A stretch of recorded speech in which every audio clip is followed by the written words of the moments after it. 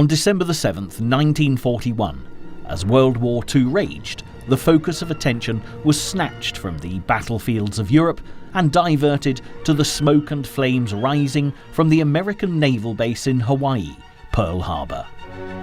The Empire of the Rising Sun had finally struck, piercing the heart of the US Navy in a bid to ensure that their plans for an Asian empire, every bit as ambitious as Adolf Hitler's Thousand-Year Reich, were not threatened. But as the injured were rushed to safety and America reeled from the shock of the Japanese attack, those battling against Hitler, most notably Winston Churchill and the people of Great Britain, were able to find some comfort in the tragedy, because America's President, Franklin D. Roosevelt, could now justify bringing the United States into the war.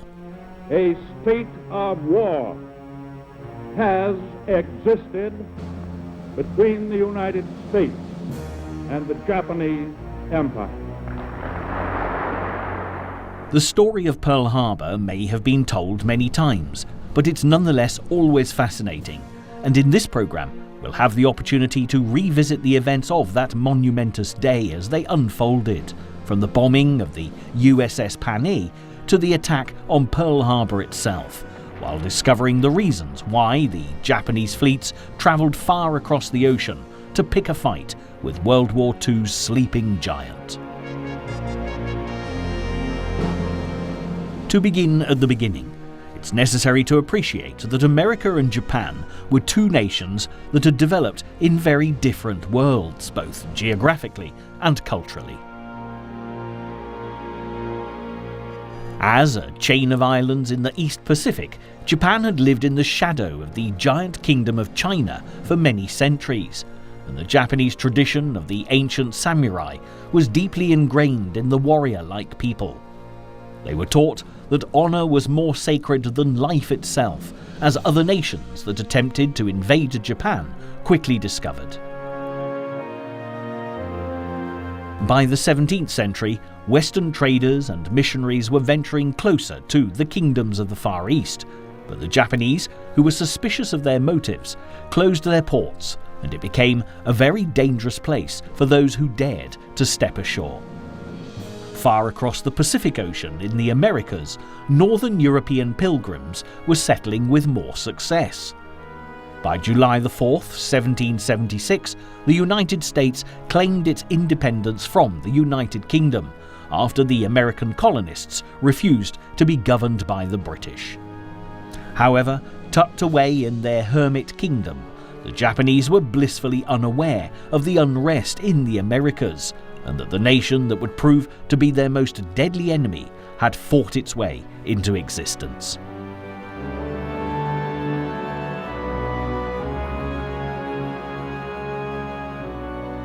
It was a new age, and as time moved on, the great industries of the Western world developed.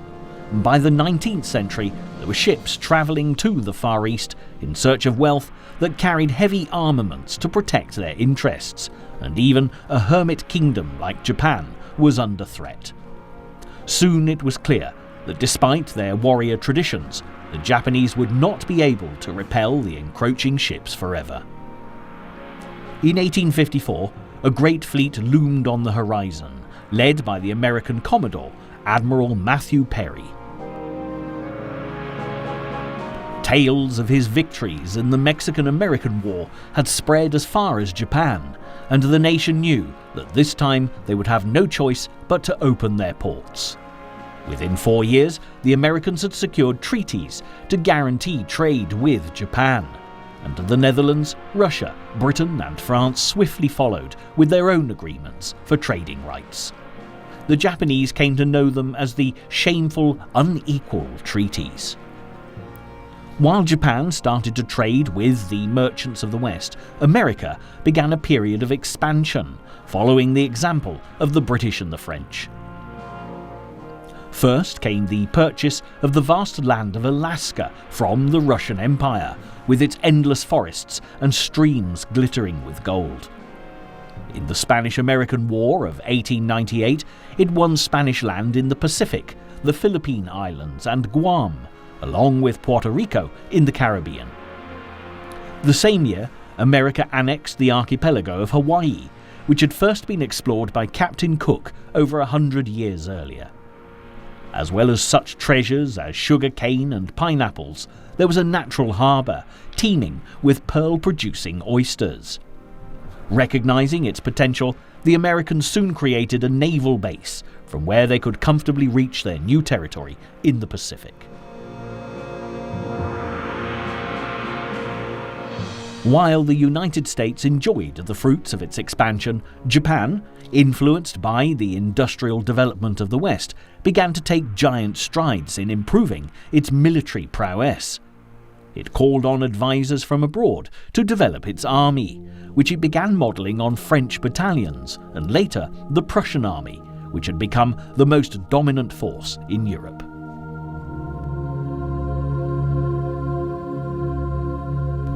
The naval fleet, on the other hand, was based on the British Royal Navy, and by the turn of the century would impress the world when it defeated the mighty Russians at sea. In 1904, the Kingdom of the Russian Tsar was venturing dangerously close to Korea, the country Japan regarded as their safety buffer. In a magnificent assault, Admiral Togo led his naval forces into a surprise attack on the Russian fleet at Port Arthur in northeastern China. 18 months later, Japan celebrated their victory, and Togo would go down in history as the Nelson of the East, to be forever worshipped by Japanese naval officers.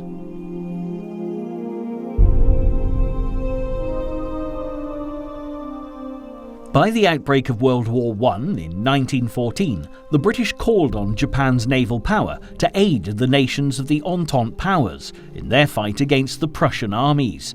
And it wasn't long before Japan had the third most significant naval force in the world. The largest was that of the British, followed by the Navy of the United States. Nevertheless, by the Armistice of 1918, fears began to emerge of a new naval arms race, similar to the Anglo-German dreadnought race, which had been instrumental in starting the First World War.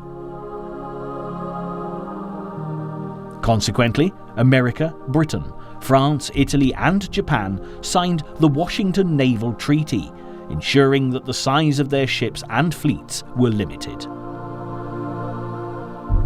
Japan, already disgruntled with America's handling of the Portsmouth Treaty after the Russo-Japanese War at Port Arthur, were unhappy about the limits that had been set, and the rift between the United States and the Japanese Empire began to deepen. Matters worsened when the Wall Street crash of 1929 dealt a devastating blow to the Japanese economy. The Imperial Army, much bolder and aggressive than the Japanese Navy, pressed for an invasion of northeastern China, a region rich in resources.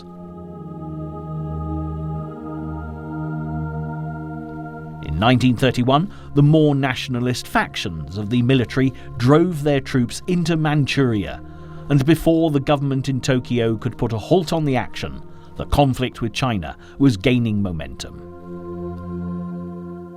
While Chiang Kai-shek, China's military leader, battled against the Imperial Army of Japan, led by Hideki Tojo, the government of the United States was doing all they could to preserve a stable economy and ensure that they stayed out of foreign wars. America had been gravely affected by the Wall Street crash and was struggling in the depression that had hit its people so hard.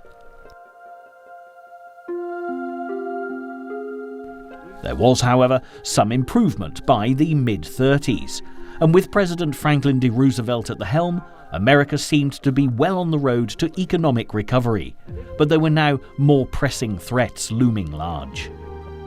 The fascist leader, Mussolini, like the Japanese military, was looking to grasp new territory and had marched his troops into Africa, seizing Abyssinia, and soon after, in 1936, civil war broke out in Spain and the country became embroiled in bloody battles. Haunted by the memory of thousands of lives lost in the First World War, America was reluctant to be dragged into another European conflict, and neutrality acts were passed to keep it isolated from struggles beyond its shores. Nevertheless, as the Japanese continued to march through China, America would find it increasingly difficult to keep its isolationist composure, looking on from the sidelines.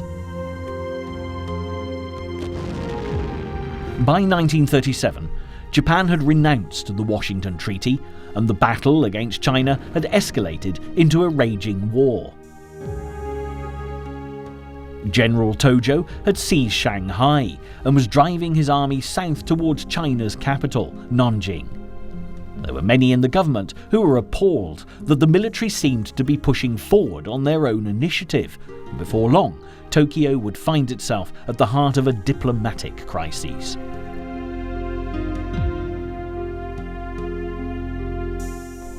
Eventually, Tojo's army reached Nanjing by December 1937 and proceeded to wreak havoc on the city and its inhabitants. Fleeing the horrors of Nanjing, the last of the Western civilians evacuated the city and boarded the USS gunboat Panay. The next day, to the horror of the ship's captain, Japanese naval planes began to dive towards the Panay, which was clearly marked as a US vessel, blasting it with bombs. The moment was immortalized by an American newsreel cameraman on board, and the ship sank slowly to the bottom of the Yangtze River. Although most were rescued, many people had been badly injured, and 3 Americans had been killed.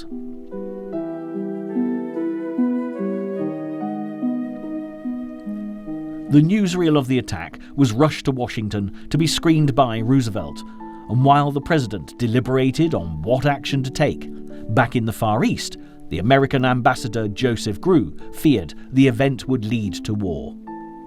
This seemed even more likely as the extreme factions of Japan's military were determined to drive the United States out of Asia and were keen to encourage a conflict. But there were others who were mortified by the attack. Letters of apology began to flood in from Japanese civilians and even school children to the American ambassador in Tokyo. Vice Admiral Isoroku Yamamoto formally apologized to the United States. He was a Harvard man who'd spent time as a naval attaché in America and was well aware of the extent of the country's considerable naval power. He had also bitterly opposed the invasion of Manchuria and the subsequent war in China, and his views were making him increasingly unpopular with Japanese pro-war militarists. As the Japanese government waited with bated breath for Roosevelt's response on Christmas Eve, the president finally accepted their apology. Ironically, 4 years later, it would be Yamamoto who would reluctantly lead his country into World War II when he masterminded the attack on Pearl Harbor.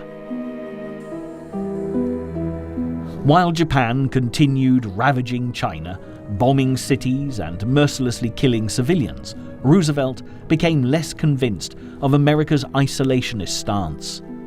Americans were becoming increasingly disturbed by tales of atrocities in China, and 1 year after the Panay incident, America placed an embargo on the sale of aircraft to Japan and began building up its naval forces, as well as ensuring China was supplied with aid in the fight against the imperial armies.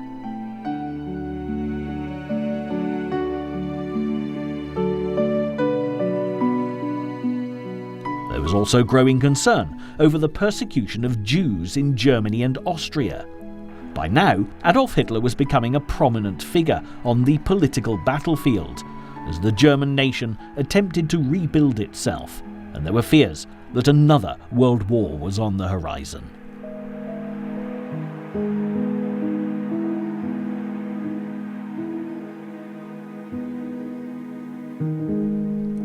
On September 1st, 1939, Hitler's Nazi army stormed across the border into Poland, devastating towns and cities with air and land attacks, advancing swiftly towards the capital, Warsaw.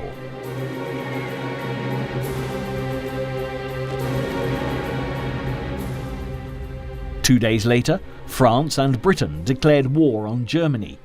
The European conflict had begun, and for Roosevelt and the Americans, remaining neutral would prove even more difficult as the war progressed. Japan, meanwhile, took advantage of the situation on the European continent. By 1940, Paris had fallen, and the pro-Nazi Vichy government had stepped into office, gaining control of France and French territory in Africa and the Pacific.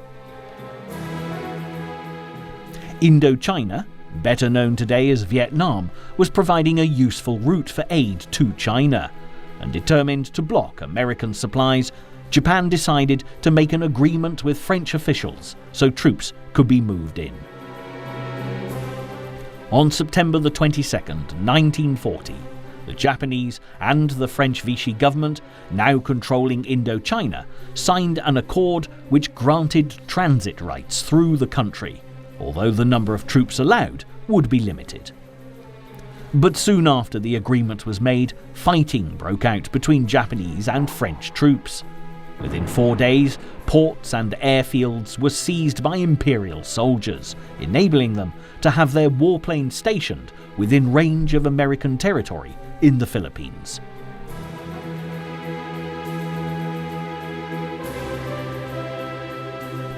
Also, as the cities of the United Kingdom came under attack from German bombers in the Blitz, the Japanese looked towards the British Imperial outposts of Singapore and Hong Kong. But first, they demanded that Winston Churchill close the British-held route through Burma that was now the only way aid could reach China. With the battle for the Atlantic to consider as well, the British Prime Minister had no ships at his disposal to defend territories in the Pacific, so he had little choice but to give in to the demands of the Japanese, and the Burma Road was closed.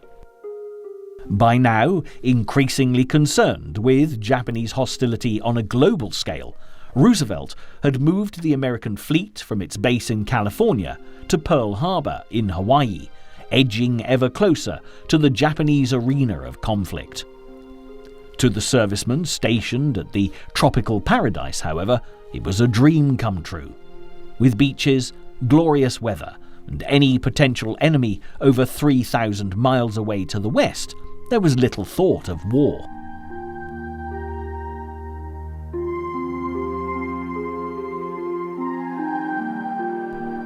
Despite the Americans' determination to stay out of the conflict, Roosevelt had by this time brought in the Selective Service Act, which required all males between 21 and 36 to register. Described as essential preparation, in case the USA came under attack, Roosevelt was ever watchful of the Japanese, especially in the Pacific, and as events progressed, the American president's concern would prove to be more than justified.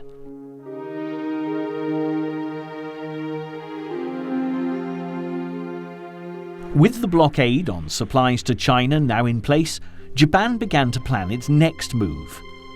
The Japanese Prime Minister, Konoye, had started to advocate the policy of a Greater East Asia co-prosperity sphere.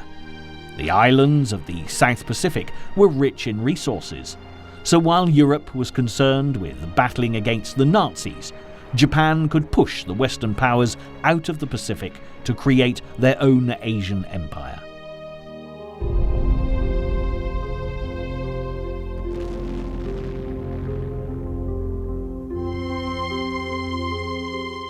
America had been cutting back oil supplies to Japan since the summer, and the Dutch East Indies had crucial supplies. By September the 27th, there was another turn in the twisting world of international politics when the Japanese Foreign Minister, Matsuoka, added his signature to the tripartite pact between Nazi Germany and Fascist Italy.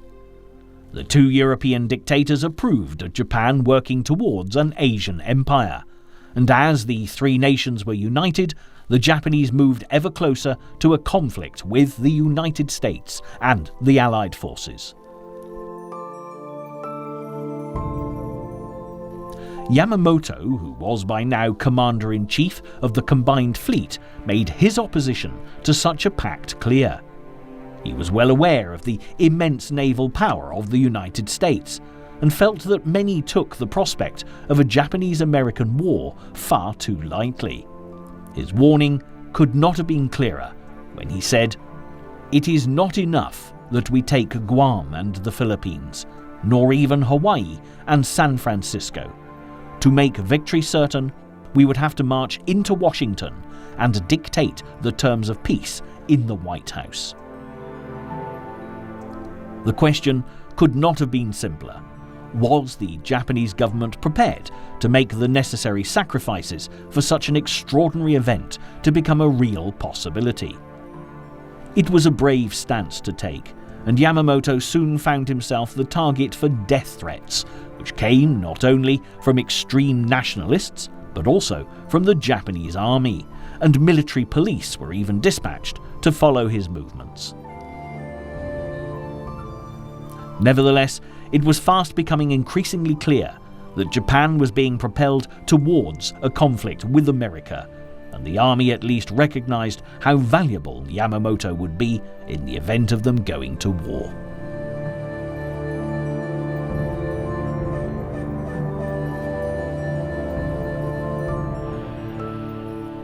While Japan made plans to protect their Asian empire, across the globe, fierce battles were being fought between Italy and Great Britain on the deserts and plains of North Africa. As Mussolini's forces tightened their grip on the supply route through the Mediterranean, it became increasingly difficult to get all the logistical backup that was required through to the British troops, and Churchill ordered that swift action be taken. As early as 1938, when Hitler had threatened to seize Czechoslovakia while Europe stood on the brink of war, the British had begun making plans to strike the Italian fleet based in Taranto.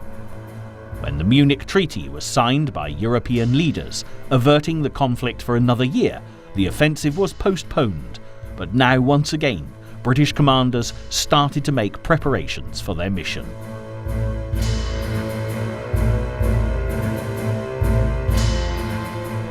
The attack on the Italian fleet was groundbreaking, as it was the first all-aircraft naval attack in history and took the Italians completely by surprise. As well as achieving secrecy, the British had also developed special torpedoes that could be dropped from low altitudes that would work effectively in the shallow water of the Italian bay. The technique had never before been used in naval warfare, and in one night, half of the Italian fleet was destroyed. Far away in Tokyo, Yamamoto was deeply impressed by the offensive and was inspired to devise his own strategy in Japan's war. If there was no option but to fight America, they would cripple the US naval fleet before it advanced west. Japan would attack Pearl Harbor. Yamamoto began to analyse the attack on Taranto down to the minutest detail, and soon the Japanese began developing special torpedoes just as the British had done, because they would be ideal in the shallow water of the Hawaiian harbour. While the Japanese made preparations, the American public were becoming more concerned about the war in Europe. For months, they had listened to the British battle against the Luftwaffe's relentless air attacks brought to their living rooms by American reporter Ed Murrow's newscasts from London.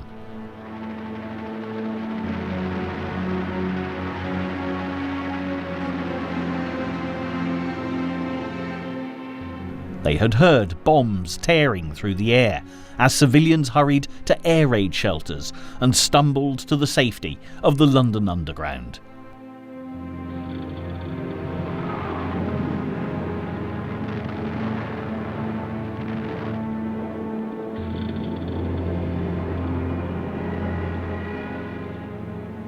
American families had listened to British families fighting for their survival as Hitler kept up the relentless pressure of the Blitz, and many were touched by the words of Winston Churchill as he declared, "We shall never surrender."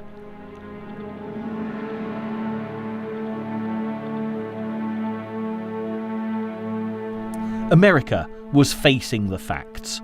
Neutrality was probably not going to be an option for them for very much longer, in a war that threatened to plunge Europe into the abyss of a new dark age. By June 1941, the war was spreading further across the European continent, as Hitler sent a vast Nazi army marching into the Soviet Union, reneging on the non-aggression pact he'd agreed with Russia before storming into Poland back in 1939. Now both Churchill and Russia's leader Joseph Stalin turned to Roosevelt, and it was ever more likely that the new world, with all its power and might, would have to come to the rescue of the old.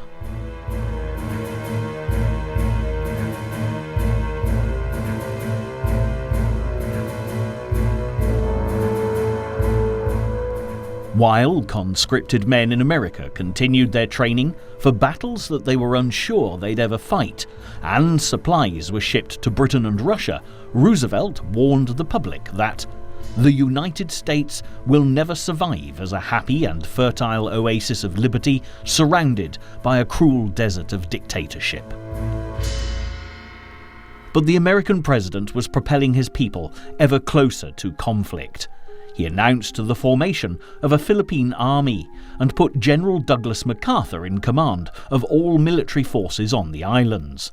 He then made a startling move in an attempt to halt Japanese expansion by freezing their assets in the United States.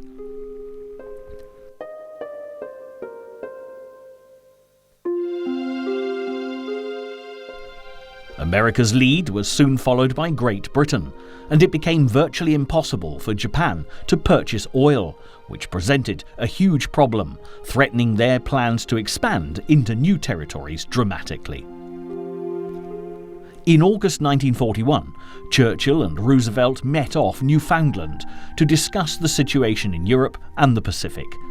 The treaty they signed advocated freedom from want and fear and the disarmament of aggressor nations.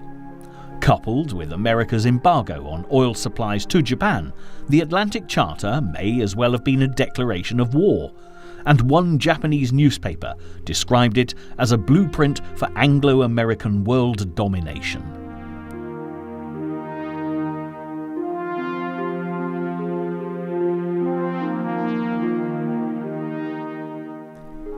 On September 6, 1941, at a rare imperial conference overseen by Emperor Hirohito, the Japanese Supreme Command decided that if negotiations bore no fruit, by October the empire would go to war.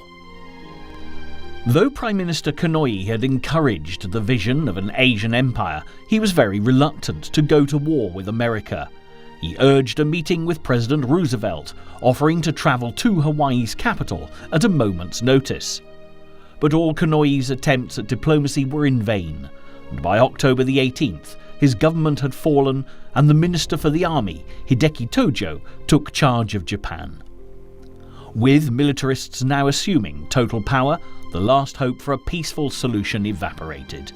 With eyes turned to oil reserves in the Dutch East Indies, Tojo stepped up preparations for war, and Admiral Yamamoto dutifully set to work finalising plans for the attack on Pearl Harbor. Air crews began training with great dedication, though few knew details of their secret mission, while on the other side of the Pacific Ocean, Japanese delegates continued negotiations in Washington with the American Secretary of State, Cordell Hull. By the beginning of November, Yamamoto's attack force was ready, and the Japanese emperor, who was equally reluctant to go to war with America, approved the plan to strike the US Navy.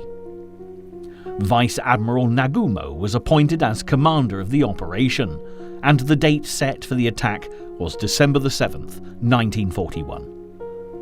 Yamamoto would remain at his base in Hiroshima during the offensive, but before the carriers left the shores of Nippon, he spoke to his men, wishing them success for the coming battle. He filled them with courage, but in his heart he knew just how difficult an enemy America would be to defeat. Slowly, ships which would compose the Pearl Harbor attack fleet began to disappear from Japan's home waters, heading for their rendezvous point in the freezing Kurile Islands to the north of Japan.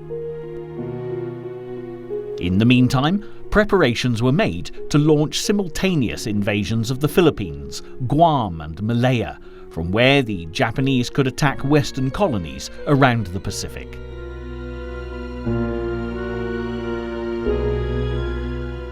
Movements of Japanese ships were monitored by American intelligence, but no one seemed to realize that beside the threat to the Pacific Islands, an enormous task force was heading for Hawaii.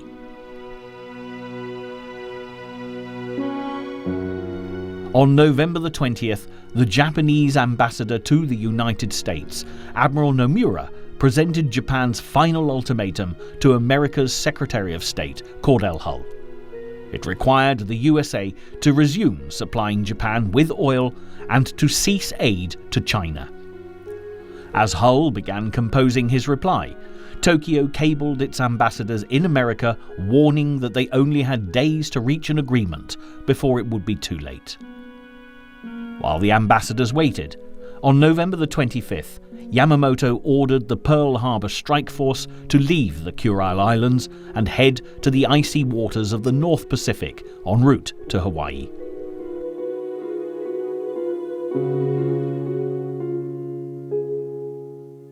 A day later, Cordell Hull handed his reply to the Japanese ambassadors. Japan must withdraw all forces from China and Indochina, and in return, Japanese funds would be unfrozen and trade would resume. They were not terms that the Japanese were willing to accept, and back in Tokyo, those who favoured diplomacy realised that negotiations would have to come to a close.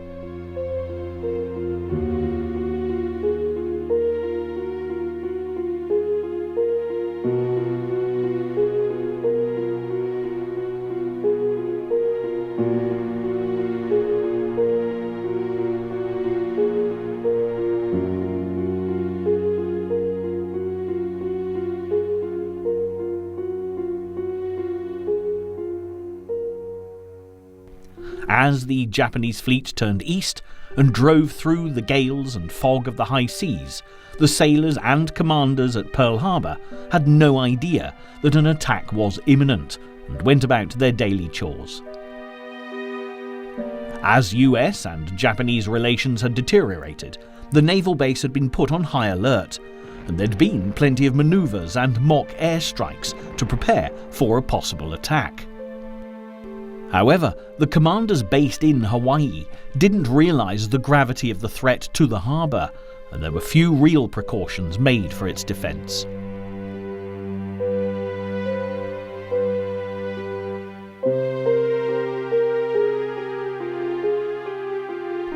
It's interesting to note that along the west coast of America, in San Francisco, an intelligence officer picked up unusual transmissions emanating from the west of Hawaii. He assumed it was a Japanese fishing fleet, and nothing further was done about it. Nevertheless, it was one of many clues that, had it been picked up on, might well have averted disaster. On November the 18th, the US Navy cracked a secret code enabling them to decipher information sent to the Japanese ambassadors in Washington. It announced that, in case of emergency, the following warnings will be added to the middle of the daily Japanese news broadcast. North wind, cloudy, would mean war with the Soviet Union. West wind, clear, meant war with Britain and its colonies. And east wind, rain, represented war with the United States. If Japanese delegates on foreign soil heard this weather report, they were ordered to destroy all code papers. From Singapore to San Francisco, British and American intelligence went into frantic overdrive, listening out for the message which could provide a vital warning of an attack.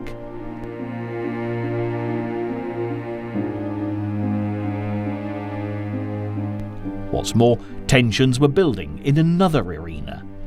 The German foreign minister, von Ribbentrop, had told the Japanese ambassador in Berlin that Hitler would join the war immediately if Japan began a conflict with the United States. Tokyo, in turn, informed Germany that the time of this war may come quicker than anyone dreams. It was December the 1st, and Roosevelt was well aware that a peaceful conclusion to relations between Japan and America looked more unlikely by the day.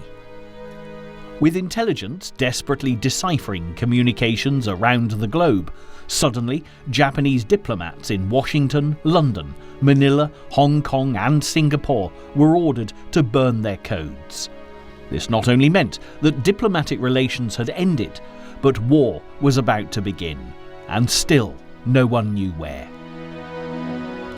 Venturing ever closer to Hawaii, the Japanese fleet crossed the path of a Russian ship on December the 5th. All guns were trained on the Soviet vessel, ready to fire, as Nagumo had been ordered to destroy any non-Japanese shipping that came in contact with the strike fleet. However, Japan's foreign minister, Matsuoka, had signed a neutrality pact with Stalin earlier that year, and the vice admiral ordered his officers to let the ship pass. The Soviets, meanwhile, silently watched the huge Japanese fleet advance towards American soil. By now, Japanese ships had been spotted off the coast of Thailand, and the British commander of the Far East Fleet, who was in Manila with General MacArthur, immediately flew back to Singapore to rejoin his ships and await possible attack. In Hawaii, life went on as normal. American service personnel played golf and football, and on the night of December the 6th, sailors relaxed in the bars and clubs. Many were dancing to the sounds of the Navy's musicians in a Battle of the Fleet dance bands.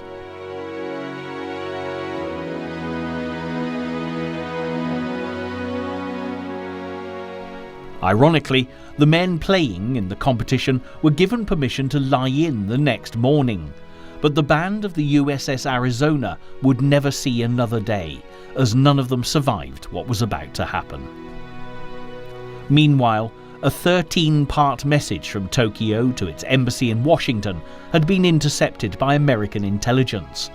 Before even the Japanese ambassadors had a chance to decipher the contents, Roosevelt read the intercepted papers himself and realized that Hull's offer had been rejected. The president said, "This means war." But the message was incomplete, and it wasn't until the next day that the 14th part actually arrived. At 4:50 a.m.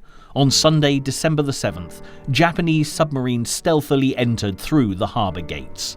They were reported and a hunt began, but a general alarm was not given. Less than an hour later, on the other side of the Pacific, the Japanese were busy starting another battle as they attacked the British-controlled territory of Malaya, but the authorities in Hawaii remained totally unaware of the hostilities. In actual fact, the Japanese commanders had planned for the two invasions to begin at exactly the same time, but an officer's error led to a slight change in plan.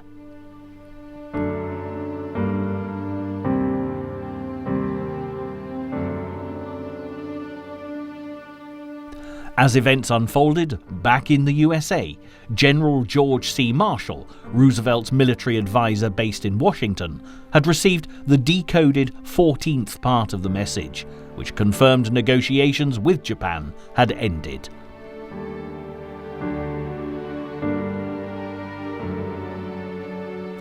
Yamamoto had wished to abide by military law, giving notice of an attack, and had ordered the Japanese ambassadors to take a message saying negotiations had failed to the White House by 1 p.m.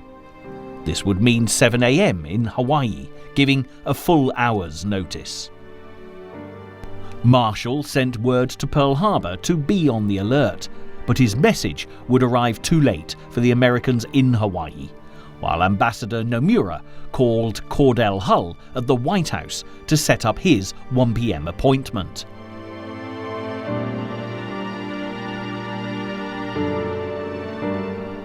Soon after the Japanese attack began on Malaya, radio transmissions between the carrier fleet and Tokyo ceased, and at 6:15 a.m.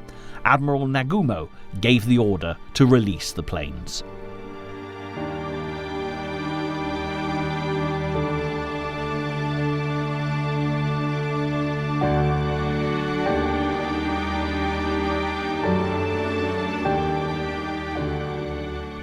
The first wave took off from their carriers in a giant swarm, and the very same flag that had flown during the attack on the Russian fleet at Port Arthur all those years earlier waved triumphantly from the lead ship.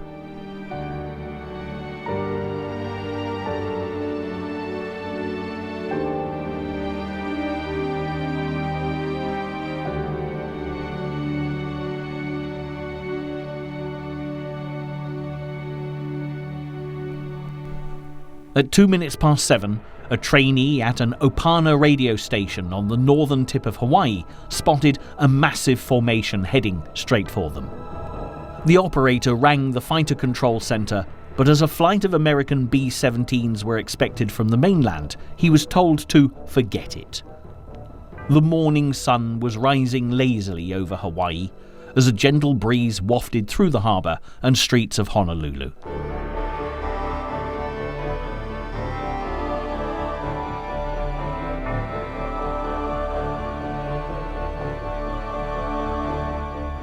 Most were asleep after a Saturday night out, and some were still awake, entertaining their friends.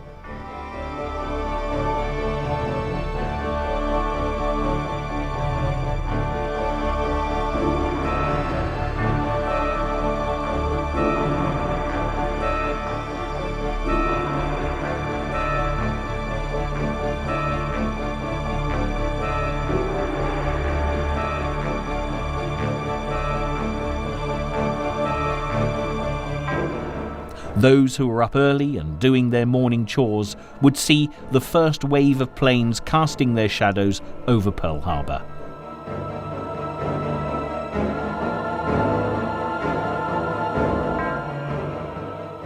It was 7:55 when the first bomb struck.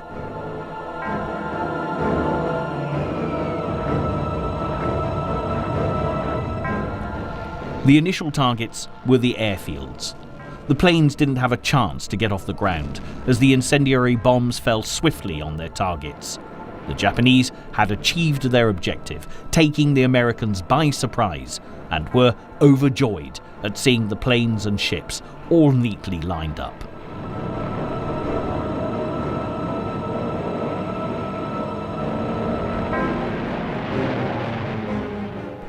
One Japanese pilot exclaimed, "Haven't the Americans heard of Port Arthur?"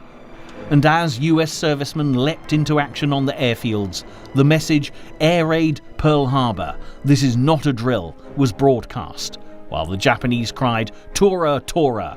It meant Tiger, indicating the attack had been a surprise. More planes had now started to attack the American ships. The torpedoes, developed for shallow depths, sliced through the water, hitting their targets with precision.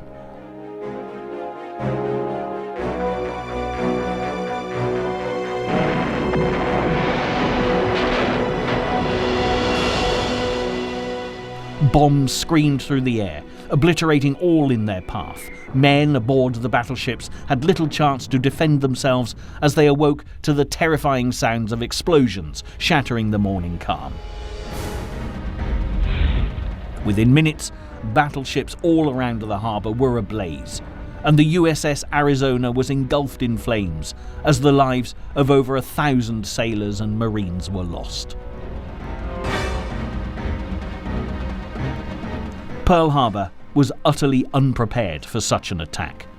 Guns were unmanned, and those who rushed to the ammunition supplies found them under lock and key. As a second wave of planes roared overhead, sailors seized what they could to fight back. Many began firing on the planes with machine guns and pistols in a desperate attempt to defend their fleet.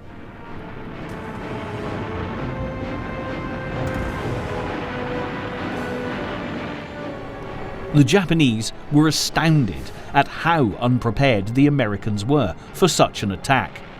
But as the second wave of planes approached, they would face more resistance from the US troops as they began to man the guns. Many heroes would later emerge from the chaos of Pearl Harbor, one of the most famous being Doris Miller, a mess attendant aboard the USS West Virginia, as well as the ship's captain, Mervyn Bennion. As the smoke and flames filled the morning skies, a bomb had exploded on the deck of the West Virginia, showering the captain with shrapnel.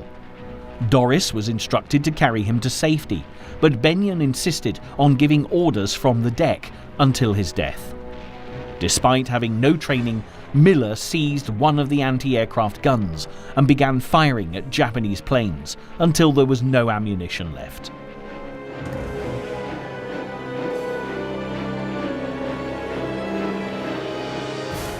There were a number of Japanese planes shot down as Marines and sailors fired at the swooping aircraft, but the casualties suffered by Nagumo's pilots were few compared to the devastating losses of the Americans.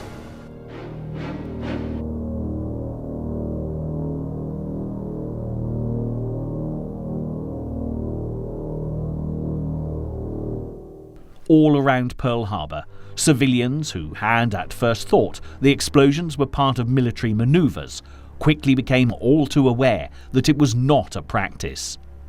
One reporter, waking to the sound of anti-aircraft fire, jumped onto the phone, asking the press officer at the other end, "Who is it, Harry? You don't think it's the Germans?" This just confirms how unexpected the Japanese attack was. And as the battle continued at Pearl Harbor, many civilians were killed or wounded, hit by shells raining down from the skies. While the US ships were consistently hit and casualties continued to rise, stateside by 9 a.m. the Japanese envoys were walking up the steps of the White House.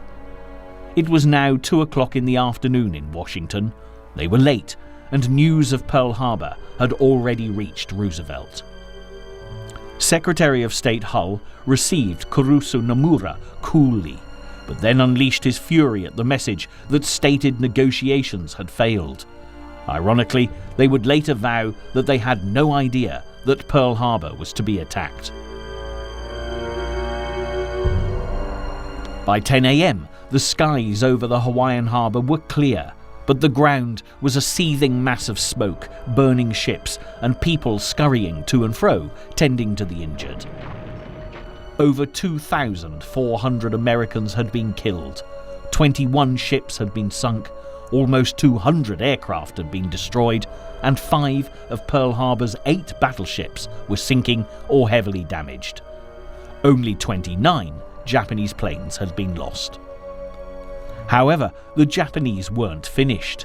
Vast oil reserves and fleet repair facilities hadn't been destroyed. Nagumo's junior officers urged a third wave to finish the job, but the admiral was reluctant to incur further losses, and fearing they would run low on fuel, he turned the ships around and headed for home. Nevertheless, Japan had missed out on one vital element in this engagement. The major aircraft carriers weren't at Pearl Harbor when Japan struck. One, carrying Admiral Bull Halsey, was returning from delivering planes to Wake Island. But upon hearing of the strike, he vowed to avenge his fellow Americans killed at Pearl Harbor and would spend the next 3 years pursuing the Japanese all around the Pacific. Admiral Yamamoto would later acknowledge that the failure to order a third strike had grave consequences for the Japanese in the Pacific War. But for the time being, the whole of Japan joined in with the celebrations.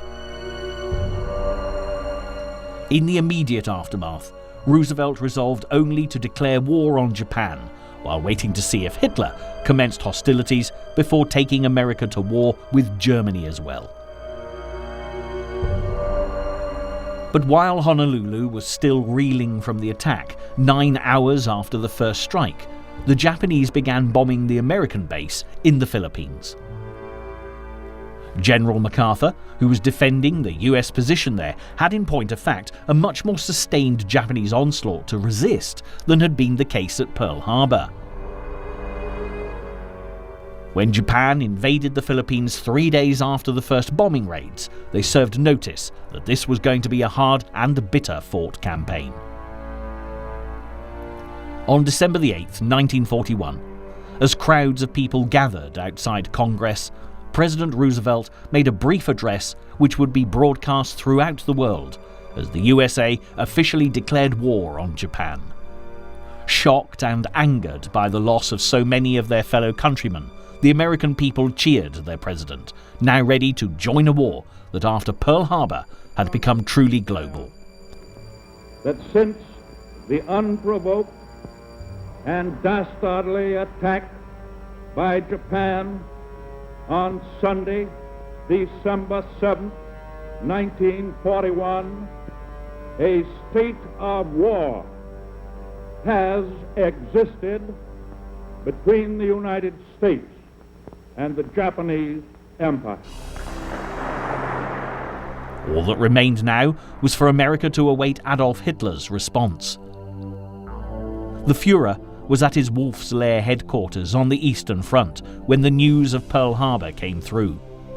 The German armies were retreating from Moscow, and the war against Stalin and the Russians was not going well, with the Nazis sustaining horrendous casualties in a campaign their Fuhrer had been convinced would be quickly won.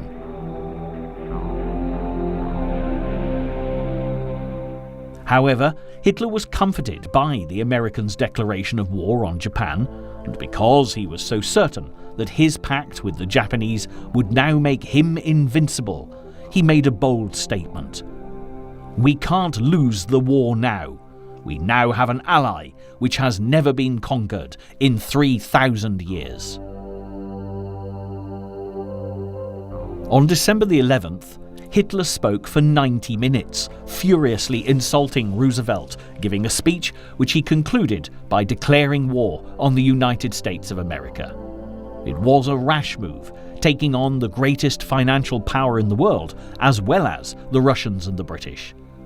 For perhaps the first time, the people of Germany, who had in the early years of the war been prepared to follow wherever Hitler led, began to wonder whether their Führer would be able to deliver his promises of a 1,000-year Reich.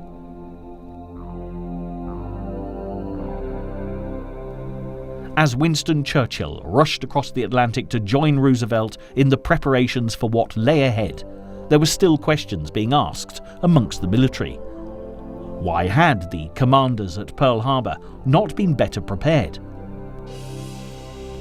The Commander-in-Chief of the US Pacific Fleet, Husband E. Kimmel, along with the commander of the US military in Hawaii, Walter Short, were demoted and found themselves blamed for what happened at Pearl Harbor. In their place, Admiral Chester Nimitz took over command and rewarded those who had fought so bravely at Pearl Harbor. Among them was Doris Miller, who was the first African American to be awarded the Navy Cross, the third highest honor awarded by the US Navy. Nimitz would play a crucial part in the war in the Pacific. Despite the fleet's terrible losses, it would soon be ready to storm into the islands of the Pacific and reclaim the land lost to the Japanese.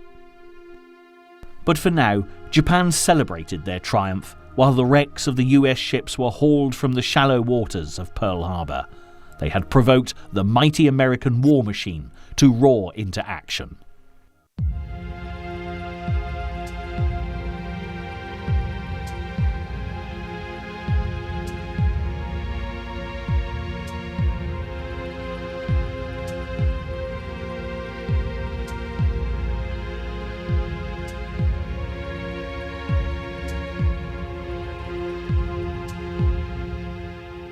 While the Japanese battled against the troops of General MacArthur in the Philippines, the man responsible for planning the attack on Pearl Harbor, Admiral Yamamoto, was far from optimistic, despite the undoubted success of the operation he'd devised. Yamamoto was one of the few Japanese commanders who really understood the true power of the Americans, and although defeated on this occasion, he was well aware that they would be back to fight another day, stronger and more determined than ever. As the conflict in the Pacific started to unfold, Yamamoto knew that the war Pearl Harbor had triggered was for the Japanese already lost.